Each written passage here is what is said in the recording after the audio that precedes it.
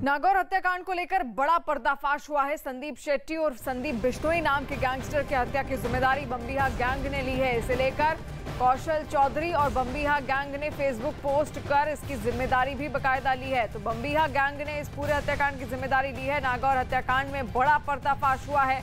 हत्या करने के बाद आपको बता दें, साथ साथ फेसबुक में एक पोस्ट भी इस गैंग की ओर से किया गया और उसके बाद ही यह खुलासा हुआ। हत्या के बाद ये फेसबुक पोस्ट किया गया है, जिसकी तस्वीर इस वक्त आप देख रहे हैं। नागौर हत्याकांड में ये बड़ा पर्दाफाश है। और मूसेवाला हत्याकांड के बाद लॉरेंस और गोल्डी बराड़ गैंग पर पहला पलटवार हुआ है। लॉरेंस गैंग के संदीप बिश्नोई की नागौर कोर्ट के बाहर गोली मारकर हत्या कर दी गई। बम्बीहा गैंग का फेसबुक पोस्ट सामने आया। पोस्ट में लिखा गया, जिस संदीप बिश्नोई का मर्डर हुआ उसकी जिम्मेदारी हम कौशल चौधरी लेते हैं। खुलिया के आधार पर बदमाशों की धरपकड़ के प्रयास प्रारंभ कर दिए गए हैं। जिस बम्बीहा गैंग ने संदीप बिश्नोई की हत्या की जिम्मेदारी ली, वो लॉरेंस और गोल्डी बराड़ गैंग का विरोधी गैंग माना जाता है। जिस गैंगस्टर संदीप शेट्टी और संदीप बिश्नोई की नागौर कोर्ट में हत्या कर दी गई, वो हिस्ट्री शीटर था, जिस पर कॉन्ट्रैक्टर किलिंग के कई तरीके के आरोप लगे और संदीप शेट्टी और संदीप बिश्नोई सेठी गैंग से जुड़ा हुआ था। नागौर में 29 नवंबर 2019 को हुए हत्याकांड में पहली बार उसका नाम सामने आया, जिसमें उस पर 30 लाख की सुपारी लेकर हत्या करने का आरोप लगा और उसके बाद नागौर में ही एक कारोबारी की हत्या का आरोप उस पर लगा। भीलवाड़ा में 2 कांस्टेबल की हत्या में इस्तेमाल हुए हथियारों को सप्लाई करने का आरोप भी उस पर लगा। पुलिस के मुताबिक संदीप शराब की तस्करी से भी जुड़ा हुआ था। और अभी हाल ही में कौशल चौधरी और बम्बीहा गैंग के लीडर देवेंद्र के ठिकानों पर एनआईए ने रेड भी की थी और कौशल चौधरी और देवेंद्र पर दिल्ली पुलिस और एनआईए ने यूएपीए के तहत एफआईआर दर्ज की थी। अब इसी गैंग ने संदीप बिश्नोई की हत्या की जिम्मेदारी ली। बताया गया कि राजस्थान के नागौर में गैंगस्टर संदीप बिश्नोई को तब गोली मारी गई जब उसे पेशी के लिए कोर्ट लाया गया था। कोर्ट के बाहर उस पर कई राउंड फायरिंग हुई, जिसका वीडियो वहां लगे सीसीटीवी कैमरे में रिकॉर्ड हो गया। सामने आए वीडियो में गैंगस्टर संदीप शेट्टी कुछ लोगों के साथ कोर्ट के बाहर सड़क पर पैदल चलता दिखाई दिया, लेकिन तभी पीछे से दौड़कर आए 2 बदमाशों ने उस पर ताबड़तोड़ फायरिंग शुरू कर दी, जिसके बाद वो वहीं जमीन पर गिर गया। इस दौरान पहले फायरिंग करने वाला बदमाश वहां से भाग निकला, लेकिन उसका दूसरा साथी नीचे गिरे गैंगस्टर संदीप पर ताबड़तोड़ गोलियां बरसाता रहा। फायरिंग के दौरान वहां अफरा तफरी का माहौल बन गया। मोहन भागवत ने महाभारत से जुड़ी किताब का विमोचन किया। आरएसएस प्रमुख मोहन भागवत ने दिल्ली में आयोजित एक कार्यक्रम में कनेक्टिंग विद द महाभारत किताब का विमोचन किया। तो बात सही है कि हम अपना इतिहास भूल जाएं, इसलिए लोगों ने प्रयत्न किए। बीजेपी में शामिल होने के बाद कैप्टन अमरिंदर सिंह ने दिल्ली में गृह मंत्री अमित शाह और बीजेपी अध्यक्ष जेपी नड्डा से मुलाकात की।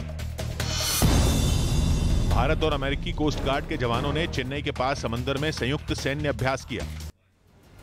लोग बदमाशों के डर से इधर उधर भागते हुए नजर आ रहे हैं। एक वीडियो जिसका वायरल हुआ है। हालांकि कुछ लोगों ने फायरिंग करने वाले बदमाशों को पकड़ने की भी पूरी कोशिश की, लेकिन वो हवा में बंदूक लहराते हुए वहां से भाग निकले। बदमाशों के भागने का एक वीडियो भी सामने आया, जिसमें उनके दूसरे साथी मोटरसाइकिल से उनका इंतजार करते हुए नजर आए। फायरिंग के बाद मौके से फरार हुए बदमाश मोटरसाइकिल पर बैठकर वहां से निकल गए। घटना के बाद पुलिस ने मौके से कारतूस के 10 खोखे बरामद किए। हालांकि पुलिस पूरे इलाके में नाकाबंदी कर उनकी तलाश कर रही है। संदीप शेट्टी हरियाणा का नामी गैंगस्टर बताया जा रहा है, जो सुपारी किलिंग के अलावा उसका शराब का भी बड़ा कारोबार बताया जा रहा है। बताया जा रहा है कि संदीप शेट्टी नागौर के एक हत्याकांड में गिरफ्तार हुआ था, लेकिन बाद में उसे जमानत मिल गई थी। पर इस बार जैसे ही कोर्ट में पेशी हुई, कुछ बदमाशों ने उसे मौत की घाट उतार दिया। गैंगस्टर संदीप शेट्टी नागौर कोर्ट में पेशी से लौट रहा था, तभी उस पर फायरिंग की गई, जिसके बाद उसे अस्पताल पहुंचाया गया, लेकिन उसकी मौत हो गई। यही नहीं, संदीप के साथ उसके 3 और साथियों को भी गोली लगी, जिनमें 2 की हालत गंभीर बताई जा रही है। बदमाशों की फायरिंग में एक वकील भी घायल हो गया। इस घटना को अभी बड़े गैंग वॉर से जोड़कर देखा ही जा रहा था, जबकि घटना के कुछ घंटे बाद ही बम्बीहा गैंग ने घटना की पूरी जिम्मेदारी ली। महारानी एलिजाबेथ द्वितीय का अंतिम संस्कार पूरा हो गया है। उन्हें उनके पति प्रिंस फिलिप के बगल में दफनाया गया। हालांकि आखिरी रस्म का वीडियो या फोटो सार्वजनिक नहीं किया गया, जिसके बाद शाही परिवार की तरफ से बयान जारी कर कहा गया कि सोमवार को क्वीन एलिजाबेथ को पूरे सम्मान के साथ दफना दिया गया है। एक निजी कार्यक्रम में अंतिम संस्कार की रस्म को पूरा किया। बताया गया कि उन्हें महारानी को किंग जॉर्ज मेमोरियल 6 चैपल में पति प्रिंस फिलिप के बगल में दफनाया गया, जिनका पिछले साल निधन हुआ था। महारानी के पिता किंग जॉर्ज 6 के अलावा मां और बहन भी यहीं दफनाई गई थी। King George memorial Windsor castle का एक हिस्सा है, जहां पर महारानी के पार्थिव शरीर को वेस्टमिंस्टर एबे से विंडसर कैसल पूरे सम्मान के साथ लाया गया था।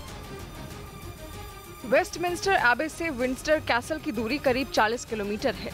महारानी की अंतिम यात्रा के दौरान शाही परिवार उनके साथ रहा, कभी पैदल तो गाड़ियों में शाही परिवार चले। वेस्टमिंस्टर एबी पीछे चर्च में सर्विस समाप्त हो गई है और रानी को ले जाया जा रहा है, यहाँ से पार्लियामेंट स्क्वायर से होते हुए, बकिंगहैम पैलेस से होते हुए और फिर आगे हर्स में उन्हें ले जाया जाएगा।